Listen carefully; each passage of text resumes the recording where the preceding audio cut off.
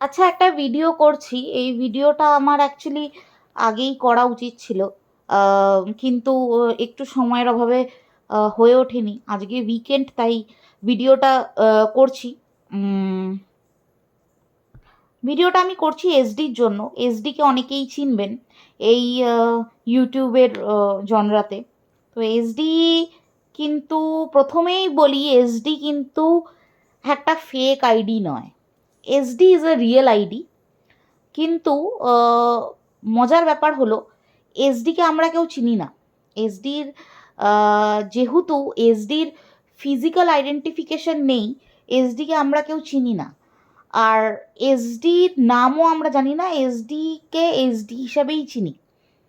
কিন্তু এটা একটা ভীষণ মজার ব্যাপার হলেও, এটা এখানে একটা আহ, মানে অফ সাইডও আছে। অফ সাইডটা হচ্ছে যে এসডিকে কিন্তু মানুষ খুব তাড়াতাড়ি টার্গেটও করে নেয়।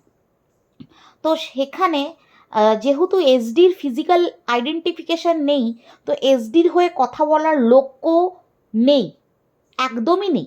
কেউ কথা বলেনি এসডির হয়ে আজ অবধি, আমার যতটা মনে হয়। অভিনন্দন একটা ভিডিও করেছিল এসডির হয়ে। আর আমি আমিও জানি না যে আমিও কোনোদিন কথা বলেছি কি না, আমার মনে পড়ছে না। আমার মনে হয় যে আমিও বলিনি। তবে এসডিকে আমি খুব পছন্দ করি, তার কিছু কারণ আছে। সেই কারণের প্রথম কারণ যেটা, সেটা হচ্ছে যে ও লজিক্যাল, ও ভীষণ লজিক্যাল।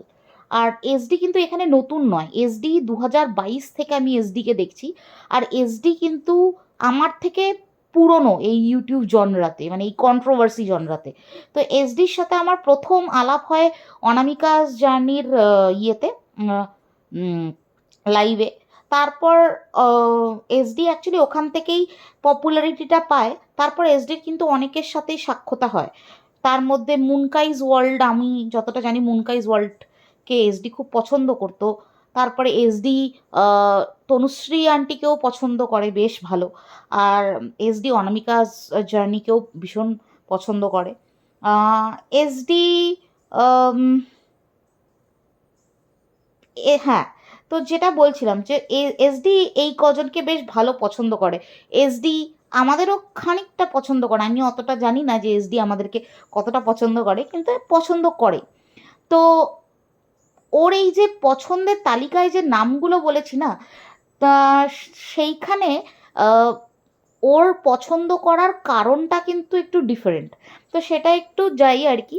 তো সেখানে হচ্ছে যে আমরা যারা স্বাভাবিক, মানে আমরা যারা স্বাভাবিক স্বাভাবিক সবাই, কিন্তু আমরা যারা অর্ডিনারি মানুষ আর কি, আমরা যারা অর্ডিনারি ব্যক্তি, আমাদের একটা ক্যারেক্টারিস্টিক ফিচার হলো যে আমরা মানুষের যত ঝ্যাটা জুতো গালি গালাজ খাই না কেন, আমাদের যারা পছন্দের মানুষ, তাদেরকে আমরা খুব সহজেই ক্ষমা করে আমরা মাথায় চাপিয়ে নিই, আবার গালিগালাজ খাই, আবার ঝাঁটা জুতো খাই, হয় এরকম। তো সবারই কিছু পছন্দের মানুষ থাকে। তো তাদের জন্য তারা, তাদের মনের দরজা সবসময় খোলা থাকে। এসডির আবার ব্যাপারটা আলাদা। এসডি অনেক বেশি আমাদের থেকে কিন্তু এক্সট্রা অর্ডিনারি। কেন বলছি এই কথাটা, এক্সট্রা অর্ডিনারি কেন বলছি? ও, ওকে যতটা আমি বুঝেছি, ও কিন্তু ভীষণ সেন্সিটিভ। মানে ওকে ওকে দেখে মনে হবে না, বা ওর কথাবার্তা শুনে, কেউ তো দেখেনি, বাট ওর কথাবার্তা শুনে বা ওর সাথে ইন্টারাকশন করে খুব মানে জেনারেলি, মানে লোকজন যেভাবে চিন্তা করবে তার বাইরে গিয়ে চিন্তা করলে বোঝা যাবে যে ও কিন্তু ভীষণ সেন্সিটিভ। তার কারণ হচ্ছে যে আমি বিশেষ করে যেই মানুষগুলো, মানে পাখি পশু, যারা বেসিক্যালি আর কি মুখ, যারা কথা বলতে পারে না, যারা নিজেদের আহ, মানে দুঃখ কষ্ট, হাসি, আহ, আনন্দ কোনো কিছুই ব্যক্ত করতে পারে না, তাদেরকে বোঝার যারা চেষ্টা করে, তাদেরকে যারা আপন করে নিতে পারে, তারা অবশ্যই সেন্সিটিভ। তারা আমাদের থেকে অবশ্যই অনেক বেশি সেন্সিটিভ, অনেক বেশি এক্সট্রাঅর্ডিনারি। তো এই কোয়ালিটিটা এসডিকে মানে অবশ্যই এক্সট্রা অর্ডিনারি বানায়, অবশ্যই এক্সট্রা অর্ডিনারি বানায়। আর মজার ব্যাপার হলো, যেহেতু এসডি একটা ছেলে, যেহেতু এসডি পুরুষ, তো this factor of a male, this characteristic feature of a male makes the male more beautiful. এবার এখানে আমি বিউটিফুল কেন বললাম, হ্যান্ডসাম কেন বললাম না, তার কারণ হচ্ছে যে সব কিছুই যা সুন্দর, মানুষের মন থেকে শুরু করে মানুষের রূপ চেহারা যাই হোক না কেন, সব কিছুই হচ্ছে বিউটিফুল, সুন্দর, অন্য কিছু নয়। আমি এখানে অ্যাট্রাকটিভ অন্য কিছুই বলিনি, তার কারণ হচ্ছে যে যা সুন্দর তাকে বিউটিফুলি বলা উচিত। তো this feature of SD makes him much more beautiful. তো এইবার আমি আমার কথায় আসি। আজকে যেটা বললাম, প্রথমে যেটা বললাম, যেহেতু এসডির একটা ফিজিক্যাল আইডেন্টিফিকেশন নেই, সেখানে এসডিকে টার্গেট করাটা কিন্তু খুব সহজ। এইবার অ্যাকচুয়াল মেন কথায় আসি। এই যে সঞ্চিতা, ঠিক আছে, আমি সঞ্চিতা বলেই বলবো, তোর যা করার তুই করতে পারিস, তোকে তুইই বলবো। এবার বলছি সঞ্চিতা, শোন, তোর বেসিক্যালি প্রবলেম ছিল হচ্ছে কারোর লাইভে এই এসডি অনেক বেশি ইম্পর্টেন্স পেত, তুই পেতিস না। তুই চাইছিলিস এসডিকে সরানোর জন্য, তাই জন্য তুই ওকে ট্রিগার করার জন্য একটা পোস্ট করিস তোর কমিউনিটিতে, ঠিক আছে? একটা মাদারি বাদর খেলা দেখাচ্ছে, সেটা নিয়ে পোস্ট করিস। তুই জানিস এই জিনিসটা ওকে ট্রিগার করবে, আর এভেনচুয়ালি এই জিনিসটা ওকে ট্রিগার করেছে। আর তারপরে তোর সাথে ওর বচসা শুরু হয়, তো তোর সাথে ওর তর্কাতর্কি এইসব সব কিছু শুরু হয়। আমরা কেউ এটার মধ্যে পড়িনি, কেন জানিস? কারণ তুই হচ্ছে এক্সট্রিম মাথামোটা একটা মহিলা। শুধু তাই নয়, তুই নার্সিসিস্ট, বুঝিস? তুই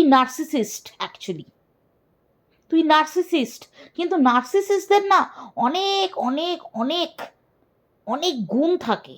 তার মধ্যে একটা হচ্ছে ম্যানিপুলেশন, যেটা তোর নেই। তুই চাষ করতে মানুষকে, কিন্তু করতে পারিস না। মুখে বল পড়িস, বুঝলি? তুই চাস মানুষকে ম্যানিপুলেট করতে, লোকের কাছে গিয়ে। ধর আজকে তোর আমার সাথে ভালো সম্পর্ক হলো, বন্ধুত্ব হলো, তখন তুই আমার কাছে এসে তুই অন্যের ব্যাপারে দুটো বাজে কথা বলবি, ঠিক আছে?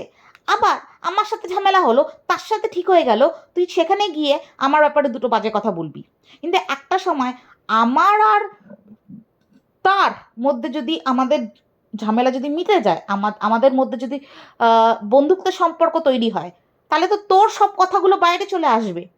সেটা তুই একবারও ভাবিস না, আর সেটা প্রত্যেকবার হয়। তুই দুদিন আগে পারমিতা আন্টিকে তুই হাততালি বাজিয়ে গেছিলি। কেন? পারমিতা আন্টির সাথে মামাই অভিনন্দনের ঝামেলা হচ্ছিল, ঠিক আছে? মীনাক্ষী আর অভিনন্দনের ঝামেলা হচ্ছিল, আমি তো ভিডিও দিচ্ছিলাম না। তুই তুই তুই যেহেতু পারমিতা আন্টি তখন মামাই আর অভিনন্দনকে নিয়ে বলছিল, তখন তুই হাততালি বাজিয়ে গেছিলি। আজকে যখন আমাদের মধ্যে কোনো ঝামেলা নেই, তখন তোর ভীষণ প্রবলেম। তোকে মামাই যে বলেছে ন্যাস্টি মহিলা, মানে এটা তো খুব কম কথা বলেছে রে, এটা তো ভীষণ কম বলেছে। আমি তোকে কিরকম দিয়েছিলাম ডোজগুলো মনে আছে তোর? কিরকম ডোজ দিয়েছিলাম মনে আছে? তুই শাস্তি চাইছিস না? বাড়াবাড়ি ভীষণ করছিস। তুই এসডিকে কোথায় ছেড়েছিস বলতো? এসডির মা বাবা, রক্ত, জন্ম পরিচয় সব নিয়ে তো তুই এসডিকে বলেছিস কুত্তা কুত্তা কুত্তা কুত্তা সারা। মানে যখনই তুই ভিডিও করতে বসিস, তুই এসডিকে একবার করে কুত্তা বলবি, তাই না? তুই ওই গালির চ্যানেলটা ছিল মামনি রয়, সেই গালির চ্যানেলটাকে বলেছিলি এসডির এগেনস্টে ভিডিও করতে, দিনের পর দিন এসডির এগেনস্টে ওই গালি চ্যানেলটা ভিডিও করে গেছে। ভুলে যাচ্ছিস? তুই সতী, তুই সতী। এমন তোমায় চাপকাবো না, আমার কান চাপাটি লাল করে দেবো। সঞ্চিতা, বুঝেছ? তোর ছেলের স্কুলে যাবে সবাই, তোর ছেলের স্কুলে, বুঝেছিস? এসডিকে টার্গেট করা বন্ধ কর। এটা ভাবিস না যে এসডির চেহারা নেই বলে যে কেউ এসডিকে টার্গেট করতে পারবে। তুই যা শুনেছিস সেগুলো তোর কর্মফল। তুই লোককে নিয়ে কম বলেছিস। অনামিকাস জার্নিকে তুই কত টাকা দিয়েছিলি? তোর মুখে লাথি মেরে আমি আর মীনাক্ষী তোকে টাকা ফেরত দিয়েছিলাম। তোর মুখের উপর ছুঁড়ে মেরেছিলাম। নে, তোকে ভিক্ষা দিয়েছিলাম, তোর তাতেও হয়নি। তোর লজ্জা বলে কিছু আছে? তুই আমি আমি মানে আমি তো ভিক্ষে দিয়েছিলাম আমরা রে তোকে টাকাগুলো, 500 টাকা, মনে আছে তোর? তোর কোনো লজ্জা নেই। একবার এখান থেকে যাস, একবার গড়িয়ে একবার ওখানে যাস, একবার গড়িয়ে আবার এখান থেকে একবার ওখানে যাস। আজকে গিয়ে কি বলছিস? পারমিতার আর জয়াদির, পারমিতা আন্টির আর জয়াদির ইয়ে চাই, তোর শাস্তি চাই। কি শাস্তি চাই? কি শাস্তি চাই তোর? তোমায় না পাবলিকালি মারা উচিত, বুঝেছ? একবারও ভুলে যাস না যে তোর এগেনস্টে না সব এভিডেন্স আছে। বুঝতে পারছিস? তোর এগেনস্টে সব এভিডেন্স আছে। নিজের মুখটা নিয়ে যে চলে আসিস ভিডিও করতে, ভিডিওতে একটা ভিউ নেই। সাবস্ক্রাইবার কিনে রেখেছিস, লজ্জা করে না তোর? ওই যে মুনকাইস ওয়ার্ল্ডের মুনকাই আন্টি তোকে মানে যেরম জুতোর বাড়ি দিয়েছিল, অবশ্য তোর তো লজ্জা নেই, আমি দিয়েছি। মুনকাইস ওয়ার্ল্ডের মুনকাই আন্টি তোকে জুতোর বাড়ি মানে চপাট চপাট করে তোকে জুতোর বাড়ি মেরেছে, তাও তোর লজ্জা নেই। তুই লোকের পিছনে লাগবি, তোর লোকের পেছনে না লাগলে তোর ভাতই হজম হয় না। তুই নিজেকে ভীষণ সত্যবাদী মনে করিস না। তুই তুই এক কাজ কর, তুই এত সত্যবাদী, তোর এই পৃথিবীতে তোর জায়গা নেই। তুই এত পিওর সোল না, তোর এই পৃথিবীতে তোর জায়গা নেই। তুই টপকে যা, তুই টপকে যা। তোর জন্য এটাই সুবিধার হবে। তুই টপকে যা। জাস্ট মুখটা দেখলে একদম মাথাটা গরম হয়ে যায়। একটা ঢ্যাবড়া মার্কা মুখ নিয়ে চলে আসে ভিডিও করতে। ভিডিওতে কোনো না ভিউজ আছে, না কোনো, সব তো কেনা সাবস্ক্রাইবার, সব জায়গায় গিয়ে চুলকোতে থাকে। তোর লজ্জা নেই। সবার কাছ থেকে জুতো খাস, সবার কাছ থেকে জুতো খাস, আবার তার কাছেই গিয়ে আমাকে ক্ষমা করে দাও, আমি না ভুল বুঝে করে ফেলেছি। ছি ছি ছি ছি ছি ছি। তোর ছেলের তো তোকে এরকম ভাবে দেখে তো তোর লজ্জা হওয়া উচিত। তোর ছেলের, তোর তোর বরের। তোর কোনো রকম সেলফ রেসপেক্ট নেই, কোনো রকম ডিগনিটি নেই। বিকাও মাল পুরো।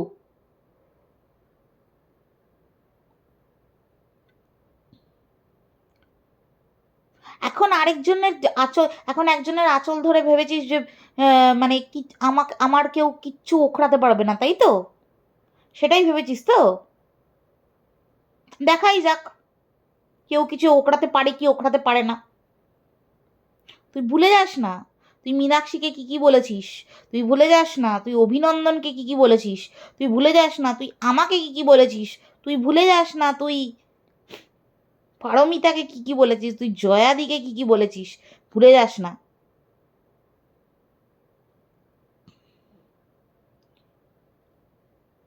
যাদের সাথে এখন আছিস তাদের সম্বন্ধেও কি কি বলেছিস সেটাও ভুলে যাস না। একটা মানুষের না ইন্টিগ্রিটি হয়। তোর যা এখন বয়স, 36-37 তো মিনিমাম হবে। 36-37 কি বলছি, 40-এর উপরে তোর বয়স। 40-এর উপরে তোর বয়স। 42-43 বছর বয়স হবে। এই বয়সে এসে এই বয়সে এসেও তোর মধ্যে কোনো ইন্টিগ্রিটি নেই, ঠিক আছে? একটা 25-26 বছরের ছেলে মেয়েদের একটা সুন্দর ইন্টিগ্রিটি তৈরি হয়, কিছু আইডিওলজি থাকে মানুষের প্রত্যেকটা মানুষের মধ্যে মরালস থাকে, তোর মধ্যে কিচ্ছু নেই। মানে কোন বাড়ির শিক্ষায় তুই বড় হয়েছিস? আমি জাস্ট ভেবে পাই না। একটা মানুষের কোনো রকম মরালস নেই, কোনো রকম এথিক্স নেই, কোনো রকম ইন্টিগ্রিটি নেই।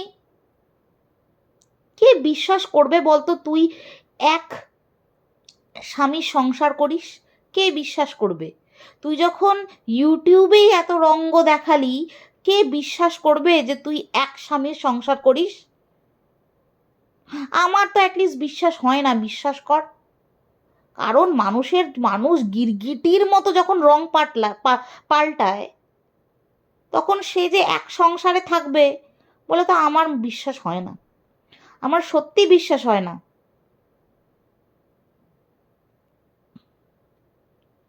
আমার এডুকেশন নিয়ে, আমার প্রফেশন নিয়ে তুই প্রচুর প্রশ্ন তুলেছিস না? তুই নাকি বোটানি অনার্স পড়েছিলি, তাই তো? দেখ, আমি না ফার্স্ট ক্লাস অনার্সে, ফার্স্ট ক্লাস, ঠিক আছে? আমার বিএসসিতে অনার্স ছিল, ফার্স্ট ক্লাস ছিলাম, ঠিক আছে? ফার্স্ট ক্লাস ছিল। তারপরে এমএসসিতে ফার্স্ট ক্লাস ছিল, ঠিক আছে? তারপর